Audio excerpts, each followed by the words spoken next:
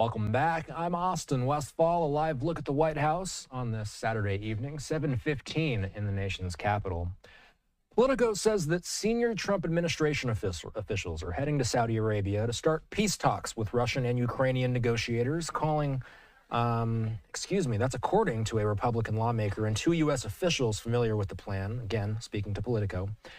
But there was something that Politico added to this. They say a Ukrainian official later told them that the announcement of these Saudi talks are coming as a surprise to Kyiv. And as of now, there are no plans to send a Ukrainian delegation to that meeting.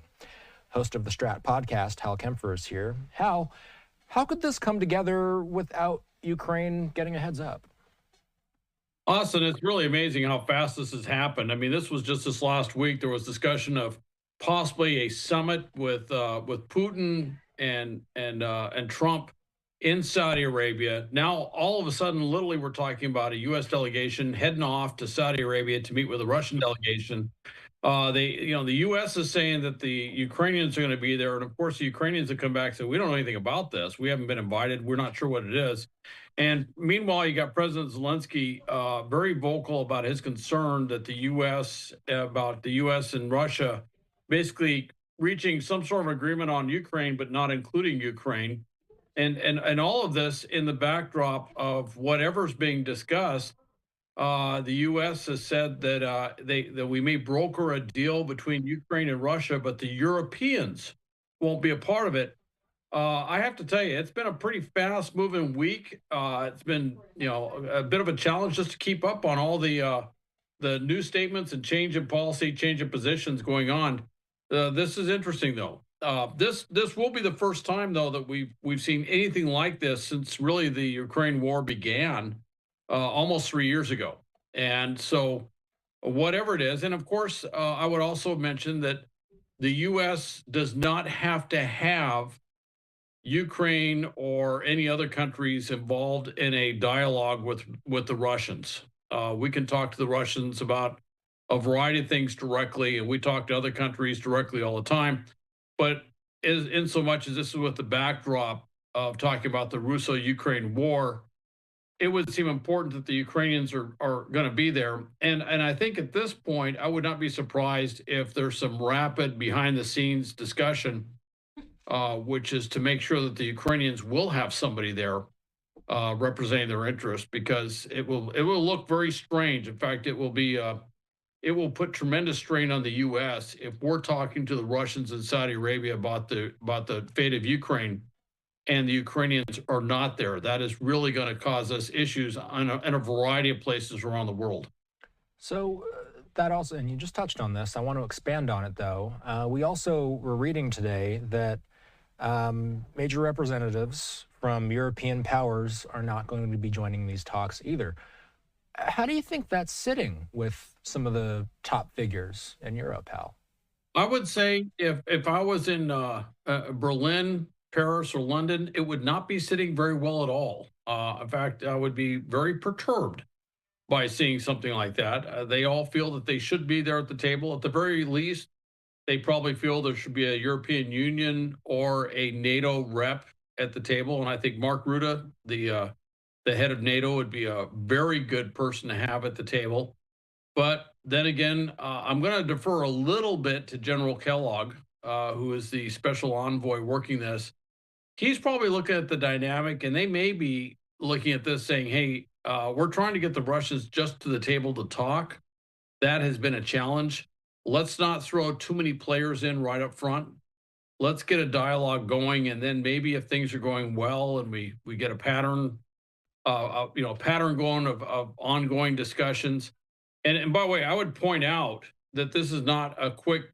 These sorts of discussions are rarely one and done, so to speak. They tend to go on for a very long time.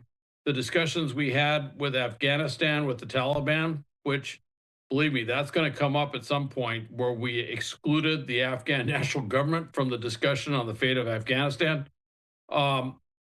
That's echoing with what's going on or what's being discussed in this situation. But those sorts of discussions always go on for a very long time. The discussions on North Vietnam during the Vietnam War, went on for years, and there was a variety of things where they would hit high points and low points, and sometimes at the low points we would accentuate our position by launching massive B-52 strikes against North Vietnam just to make a point. So this can have a whole dynamic in and of itself. So we'll see where this all leads right now. But right now, there seems to be a strategic communications coordination problem coming out of the White House, and we've seen that all week with Secretary of Defense Hegseth saying something, and then J.D. Vance saying something, and then Secretary Hegseth literally turning around the next day and walking back what he'd said the day before. And there just does seem to be, it just seems a little coordinated in terms of messaging. So this is all happening in the context of the Munich Security Conference taking place in Germany right now. Earlier, we heard from Zelenskyy himself. He spoke in front of a packed conference, and we saw a standing ovation for the president there. Zelenskyy speaking on the world stage today, Hal. I know you watched him speak. What seems to be the chief message that he was trying to broadcast to the world today? I think there, if I really want to boil it down to two things. Number one is he said, look, the U.S. may not be there. You know, you can't build everything backstopped on the idea that the U.S. is going to step in and save the day. All right. And I think he made that very clear. In fact, he went so far as to indicate that the U.S., you know, if something, a security situation is happening in Europe, you can't be sure that the U.S. will even show up like it traditionally has.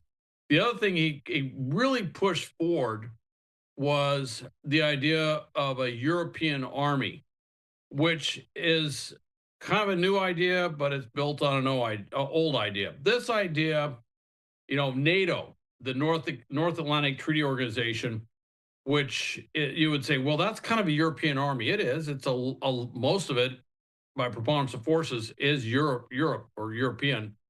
However, it is North Atlantic. You know, the U.S. and Canada are both parts of it. The U.S. being kind of the arsenal democracy, if you will, with our tremendous ability. But the U.S. being different. The U.S.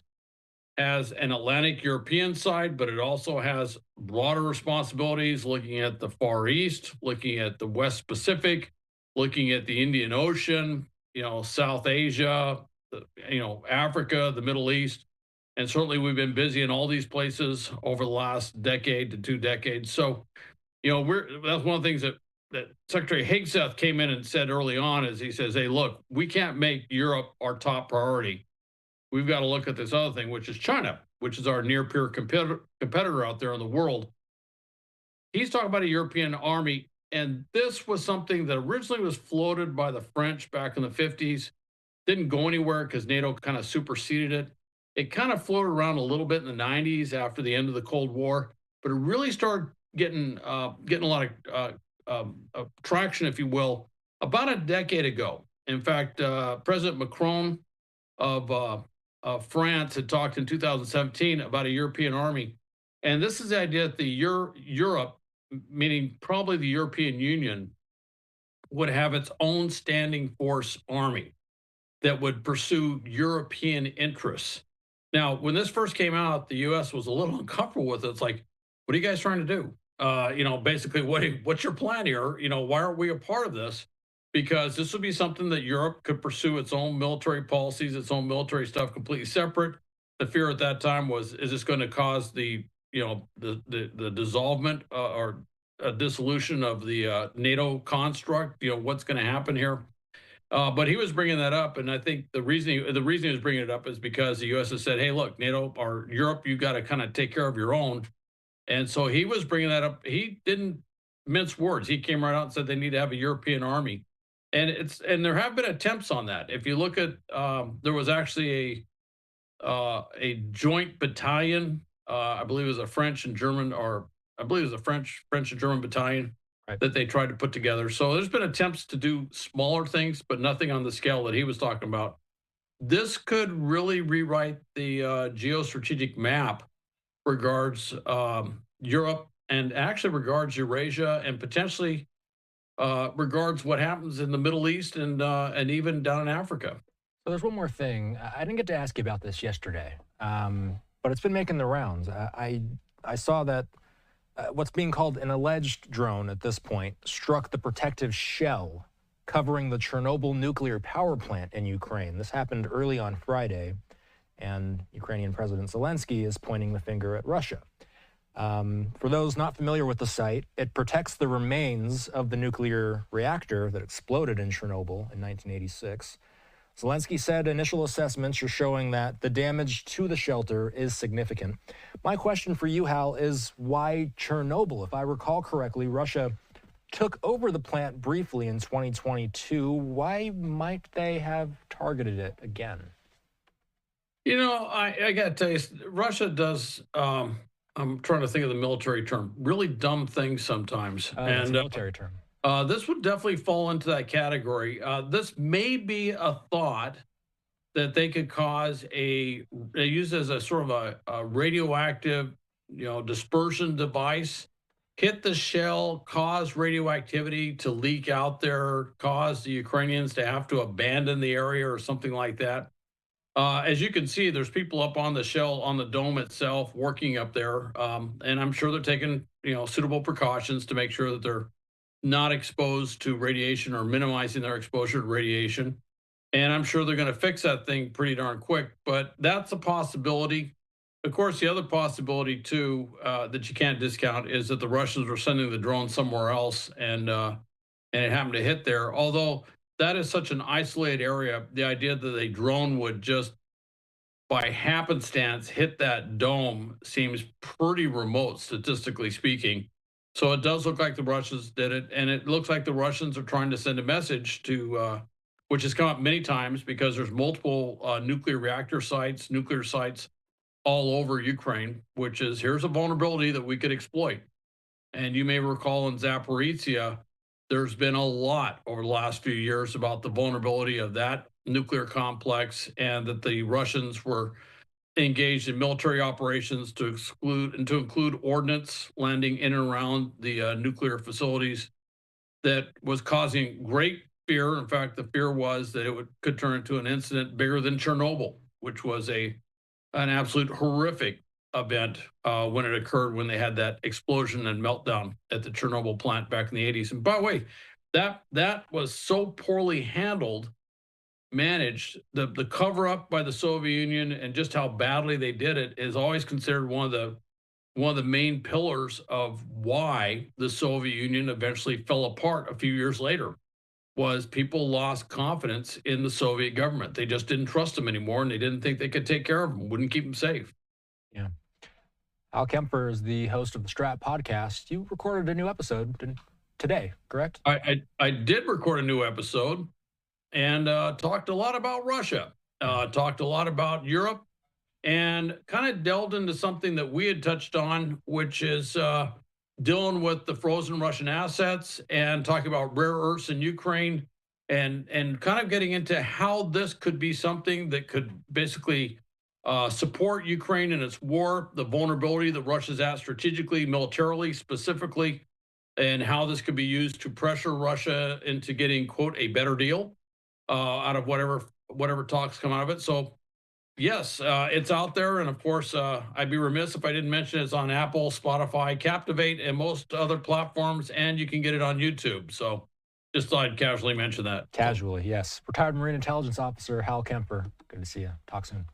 All right, thanks, Austin.